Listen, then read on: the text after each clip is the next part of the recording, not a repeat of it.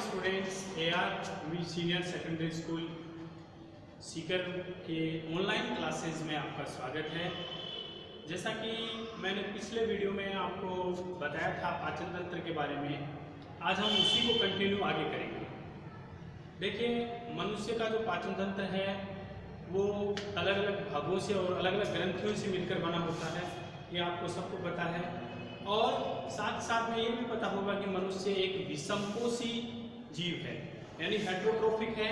वो अपना भोजन स्वयं नहीं बनाता है, बल्कि वो अपना भोजन पेड़ पौधों और जंतुओं से ग्रहण करता है। पेड़ पौधों के बीज हैं, जैसे गेहूँ है, गेहूँ से रोटी वगैरह बनाई जाती है।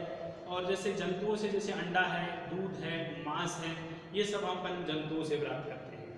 तो पाचन तंत्र के बारे में अपन ने डिस्कशन किया था और पाचन तंत्र का आमाशय तक का भाग अपन ने क्लियर कर लिया था।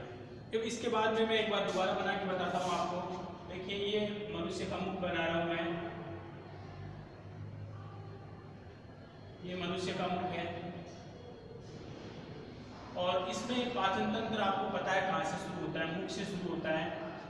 यानी पाचन तंत्र मुख से शुरू होता है और गुदा पर जाकर के खत्म हो जाता है।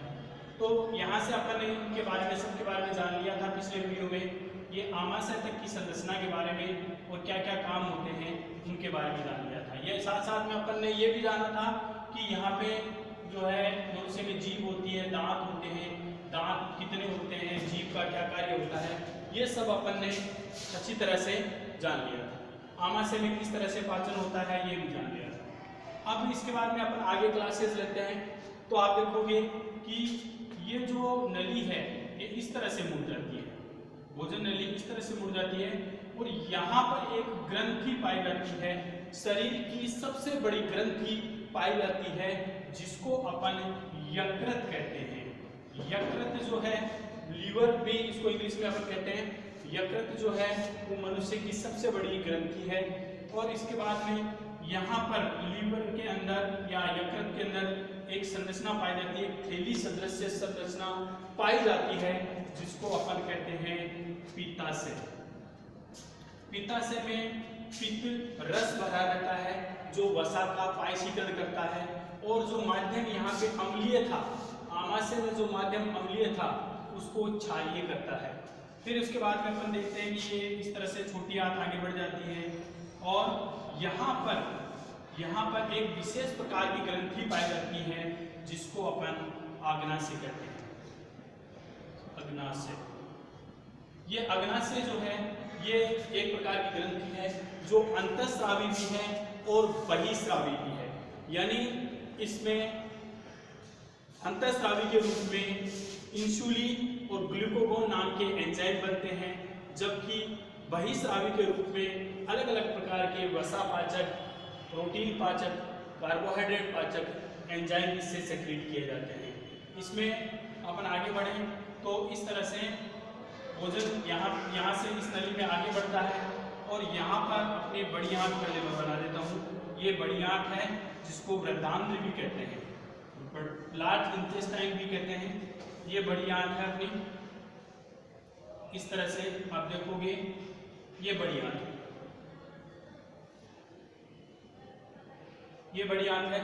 और छोटी आंत जो है इस बड़ी आंत के बीच में इस तरह से कुंडलियों के रूप में रहती है। इस तरह से कुंडली के रूप में ये रहती है,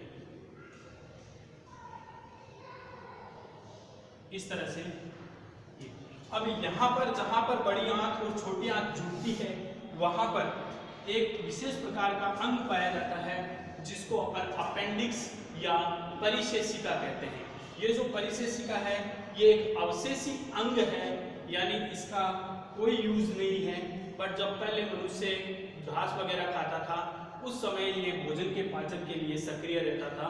उस समय इसमें जीवाणु पाए जाते थे जो सेलुलोज का पाचन करते थे। इस तरह से अपन देखते हैं कि ये कुंडलित होती हुई छोटी आंत, मैं इनके नाम लिख देता हूँ। ये है बड़ी आंत, वृद्धांत्र, बड़ी आंत। ये है छोटी आंत, क्षुद्रांत्र, छोटी आंत, लार्ज इंटेस्टाइन और स्मॉल इंटेस्टाइन। अब देखते हैं अपन यहाँ पे आगे बढ़ते हैं। आगे बढ़ने पर यहाँ पे अपन देखते हैं कि इसमें एक मलाशय जैसी संरचना पाई जाती है, इसको अपन मलाशय कहते हैं, जहाँ पे अपचित भोजन यानी जो पचा नहीं है या जो बेकार भोजन है वो इकट्ठा रहता है और गुदा द्वारा अपन इसको बाहर डाल देते हैं। इस तरह से अपना पाचन तंत्र है। पाचन तंत्र में एक बात और ध्यान रखने की है कि आमाशय में, ये आमाशय है स्टोमक, आमाशय, ये आमाशय में जो भोजन अम्लीय माध्यम में था वो यहाँ आते आते क्षारीय माध्यम में हो जाएगा और ये जो क्षारीय माध्यम है ये भोजन की को पचाता है। साथ ही साथ में ये जो आपकी स्मॉल इंटेस्टाइन है या छोटी आंत्र है, ये छोटी आंत्र भोजन का पाचन भी करती है और भोजन का अवशोषण भी करती है और इसके चारों ओर फैली हुई खून की नलिकाओं या रुधिर की नलिकाओं द्वारा ये भोजन का पोषक तत्व है अपने शरीर में आ जाता है या शरीर का हिस्सा बन जाता है। तो इस तरह से अपन देखते हैं कि पाचन तंत्र का एक सिंपल डायग्राम आपके सामने। Thank you.